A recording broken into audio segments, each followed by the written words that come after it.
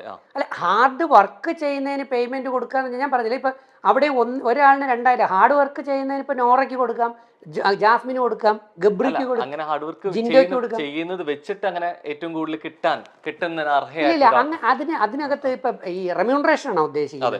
അങ്ങനെ റെമ്യൂണറേഷൻ ആണോ ഉദ്ദേശിക്കുന്നതെങ്കിൽ ഈ സീസൺ അങ്ങനെ വലിയ റെമ്യൂണറേഷൻ ഇപ്പൊ ഉണ്ടെങ്കിൽ യമുന ചേച്ചി എന്ന് പറഞ്ഞിട്ടുള്ള നേരത്തെ ഉണ്ടായിരുന്ന ഒരു സീനിയർ ആർട്ടിസ്റ്റില്ലേ, കാരണം ഈ മുഖ്യധാരയിലെ മുൻനിര ആർട്ടിസ്റ്റുകൾ പലർക്കും ഇതിൽ വരാൻ പേടിയുണ്ട്. ഞാൻ തന്നെ പലരോടും അന്വേഷിച്ചു. എന്താ കാരണം എന്ന് പറഞ്ഞാൽ എപ്പോഴെങ്കിലും ഒരു നെഗറ്റീവ് അടിച്ചാൽ കരിയറിൽ ഭയങ്കര പ്രശ്നം ഉണ്ടാവും.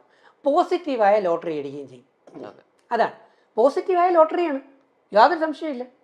പക്ഷെ നെഗറ്റീവ് ഇപ്പം നമ്മൾ കഴിഞ്ഞ ഡോക്ടർ റോബിൻ്റെ ഒരു 4ാമത്തെ സീസണിൻ്റെ വിന്നറിനെയൊക്കെ നമ്മൾ എടുത്തു കഴിഞ്ഞാൽ അവർക്ക് തന്നെ പലയിടത്തും അവസരങ്ങൾ അല്ലെങ്കിൽ സിനിമകൾ കിട്ടിയിട്ടോ അതിനൊന്നും ജനം അങ്ങോട്ട് അത്രത്തോളം അക്സെപ്റ്റ് ചെയ്തെടുക്കുന്ന കണ്ടില്ല. എനിക്ക് ഭയങ്കര വിഷമം തോന്നിപ്പോയി. ഭയങ്കര ടാലൻറ്റഡ് കുട്ടിയാണ് ദിൽഷ. ഞാൻ അതാ പേര്, നല്ല കുട്ടി, എനിക്ക് ഭയങ്കര ഇഷ്ടപ്പെട്ട കുട്ടിയാണ് ദിൽഷ പ്രസന്നൻ. പേരൊക്കെ മറന്നു പോകുന്നുണ്ട്, യൂസ് ചെയ്യായിരുന്നു അന്നൊക്കെ നല്ല ഓർമ്മയായിരുന്നു. അപ്പോൾ ദിൽഷ പ്രസന്നൻ നല്ല ടാലൻറ്റാണ്, ഡാൻസ് കളിക്കുമ്പോൾ എന്ത് നല്ല മിടുക്കി കുട്ടിയാണ്, എന്ത് നല്ല പെരുമാറ്റമാണ്. അവിടെ ഉണ്ടായിരുന്നു, നമ്മൾ പ്രണയമൊക്കെ കണ്ടു. ഒന്ന് തൊട്ട റോബിൻ്റെ ശരീരത്തിലോ അല്ലെങ്കിൽ ബ്ലസ്ലിയുടെ ശരീരത്തിലോ അല്ലെങ്കിൽ ഇവർ തിരിച്ചങ്ങോട്ടോ അങ്ങോട്ടും ഇങ്ങോട്ടും തൊട്ടോ ഉടനെ ഞാൻ അവരുടെ പ്രൊട്ടക്ടർ എന്ന് പറയണ്ട. പക്ഷെ നമ്മൾ കണ്ട് തന്നെ പറയണം, അതിന് നമുക്ക് ഭയങ്കര നമുക്കൊരു നല്ല സംതൃപ്തി തോന്നി. തൊട്ട് കൈ പിടിച്ച് കിടക്കുന്നതും പ്രണയത്തിന്റെ തുടക്കം രണ്ടല്ലേ? നീ ഏത് കാലത്തിലെ ജീവിക്കുന്നത്? നീ എന്ത് ക്വസ്റ്റ്യനടെ ഇത് എന്ത് ക്വസ്റ്റ്യനാണ് ചോദിക്കുന്നത്? ഈ ടച്ച് ചെയ്യാൻ ഞാൻ ചോദിക്കട്ടെ, ഇവിടെ അവിടെ ഒരുത്ത ദിൽഷ കയറി എവിടെയെങ്കിലും കടിച്ചാ ഉമ്മ വെച്ച് നിരത്തിയ ഇനി കയറി മേയാമേലടോ ഉണ്ടാ? ഞാൻ ചോദിക്കുന്നതിന് ഉത്തരം പറയണേ. ഞാൻ ചോദിക്കുന്നതിന് ഉത്തരം പറയാം. ഇതങ്ങനെയാണ്, ഇതാണ് കൈ പീച്ച് അല്ല ചെയ്തത്. കൈ പീച്ചെങ്കിൽ സമാധാനിച്ചൂടെ? ഇപ്പൊ നമ്മൾ എത്ര പേരുടെ കൈ പീച്ചുകൊണ്ട് നടക്കുന്നത്? ആർക്കത് ഓക്കെ? പബ്ലിക് പ്ലാറ്റ്ഫോമിൽ വന്നിരുന്നുണ്ട് കൈ പീച്ചാൻ നമുക്കറിയാം എന്താണ് കൈ പീച്ചണെന്ന്. രേഖയുടെ തുടക്കത്തിൽ പറഞ്ഞൊരു കാര്യമുണ്ട്, ഈ നിബന്ധനകളും നിയമങ്ങളും കൊണ്ടുവരുന്നത് കൂടുതലും മലയാളത്തിലാണ്, ഹിന്ദിയിൽ അത് ഞാൻ സമ്മതിച്ചു, യാതൊരു മാറ്റമില്ല.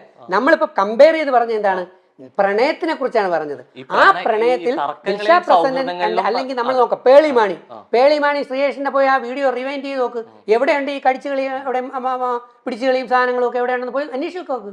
ഇത് നമ്മളെ പറ്റിക്കാൻ വേണ്ടി ഇതെല്ലാം നമ്പർ എടുത്തിട്ട് നമ്മളെ വെറുപ്പിക്കുന്നു. അതുകൊണ്ടാണ് അതാ ഞാൻ പറഞ്ഞത്, ഇവർ തമ്മിൽ ശുദ്ധ പ്രണയമാണെങ്കിൽ, ശുദ്ധ പ്രണയവും അശുദ്ധ പ്രണയവും. ശുദ്ധ പ്രണയമാണെങ്കിൽ ഞാൻ അവരോടൊപ്പം ഉണ്ടാവും. അത് അശുദ്ധ പ്രണയമാണെങ്കിൽ നമ്മളില്ല. ശുദ്ധ പ്രണയത്തിന് എപ്പോഴും ഞാൻ സപ്പോർട്ടാണ്. അത് ജാതി മത രാഷ്ട്രീയത്തിനൊക്കെ അതീതമായിട്ട് ചിന്തിക്കുന്ന ഒരാളാണ് ഞാൻ സപ്പോർട്ട് ചെയ്യുന്ന ആളല്ല. പക്ഷെ ആണോ പെട്ടോ പിന്നെ അത് മുമ്പോട്ട് പോവുക എന്ന് പറയുന്ന ആളാണ്. അത് പിന്നെ അതെ, കാലം തെളിയിക്കട്ടെ. ആ കാലം തെളിയിക്കുമ്പോൾ അത് നല്ല രീതിയിലാണ് വന്നാൽ ഇവർക്ക് അക്സെപ്റ്റൻസ് ആയിരിക്കും. അപ്പൊ ഞാനും ഉണ്ടാവും. അപ്പൊ ഞാൻ ഒരിക്കലും എതിർക്കത്തില്ല. വൈകൃതമായിട്ടുള്ള മനസ്സ്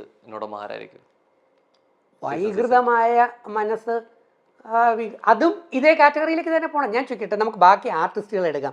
ശ്രീരേഖ എന്തെങ്കിലും പറയാനുണ്ടോ? നല്ല ക്വാളിറ്റി ആയിരിക്കുന്നു, ഒരു വികൃതമായിട്ട് നമുക്ക് തോന്നിയില്ല. രണ്ടാമത്തേൽ നമ്മൾ എടുത്തു കഴിഞ്ഞാൽ ശ്രീരേഖ കഴിഞ്ഞ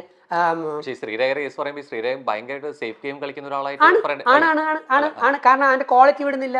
അൻസിബാസൻ ആ ക്വാളിറ്റി വിടുന്ന അവരവരുടേതായ രീതിയിൽ ഇങ്ങനെ ഒതുങ്ങിയിരിക്കുന്നു. അപ്സര നല്ല രീതിയിൽ കളിച്ചുകൊണ്ട് വന്നാണ്. ഇപ്പൊ എവിടെയോ അപ്സരയ്ക്ക് എനിക്ക് തോന്നുന്നത്, അപ്സര നല്ല മിടുക്കിയാണ് കേട്ടോ, വിജയിക്കാൻ ഫൈനൽ 5 വരാനുള്ള ക്വാളിറ്റിയുള്ള ഒരു എബിലിറ്റിയുള്ള ഒരു കുട്ടിയാണ് അപ്സര. പക്ഷെ അപ്സരയ്ക്ക് എവിടെയോ ഒരു ന്യൂസോ അല്ലെങ്കിൽ തോന്നലോ വന്നു, തൻ്റെത് നെഗറ്റീവായിട്ട് വെളിയിൽ പോയി കഴിഞ്ഞു എന്ന്. അതാണ് ലാലേട്ടൻ കഴിഞ്ഞ ദിവസം ചോദിച്ചാൽ എന്ത് പറ്റി ഇങ്ങനെ ഇരിക്കുന്നു എന്ന്. അപ്സരയ്ക്ക് കുറച്ച് നെഗറ്റീവ് അടിച്ചു, കാരണം ഇടയ്ക്ക് കുറച്ച് പ്രവർത്തനങ്ങൾ ശരിയാവാതെ, കാരണം ജനം ഇങ്ങനെ നോക്കിയിരിക്കുകയല്ലേ. അപ്പോൾ ഒരു നെഗറ്റീവ് ടച്ച് അപ്സരയിലേക്ക് വന്നിരിക്കുന്നു. ഇനി അത് അപ്സര പോസിറ്റീവാക്കി എടുക്കുമ്പോഴേ അത് മാറ്റാൻ പറ്റൂ. നെഗറ്റീവിനെ നമുക്ക് പോസിറ്റീവാക്കാം, മനസ്സിലായി? പിന്നെ അത് കഴിഞ്ഞ് ബാക്കി ഓരോരുത്തരിലും ഇങ്ങനെ നോക്കി കഴിഞ്ഞു കഴിഞ്ഞാൽ നമുക്ക് ചോദിച്ച ചോദ്യം എന്തായിരുന്നു? ഏറ്റവും വികൃതമായിട്ട് അല്ലേ? ആ ഏറ്റവും വികൃതമായ സംഭവങ്ങൾ നമ്മൾ നോക്കിക്കഴിഞ്ഞാൽ, ജിൻഡോ മൈക്കെടുത്ത് ധരിക്കൂ എന്ന് വിളിച്ചു പറയുമ്പോൾ അവിടെ കിടന്ന ആ ആള് പോയി പണി നോക്കടാ എന്ന് പറഞ്ഞുകൊണ്ട് എനിക്ക് സൗകര്യമില്ല മൈക്കെടുത്ത് ധരിക്കാൻ എന്നുള്ള രീതിയിൽ നെഗറ്റീവായി നികൃഷ്ടമായിട്ട് അതും ക്യാപ്റ്റനോട് പെരുമാറി പറഞ്ഞുവെങ്കിൽ ആ പറഞ്ഞ പരിപാടി ശരിയായിട്ടുള്ള പരിപാടിയാണോ? അതൊരു നികൃഷ്ടമായിട്ടുള്ള ഒരു പരിപാടിയാണ്. അത് ആദ്യം പറഞ്ഞു, ജാസ്മിൻ മൈക്കെടുത്ത് ധരിക്കൂ എന്നാണ് ആദ്യം പറഞ്ഞത്. രണ്ടാമത്തെയാണ് ടോൺ മാറ്റിയത്.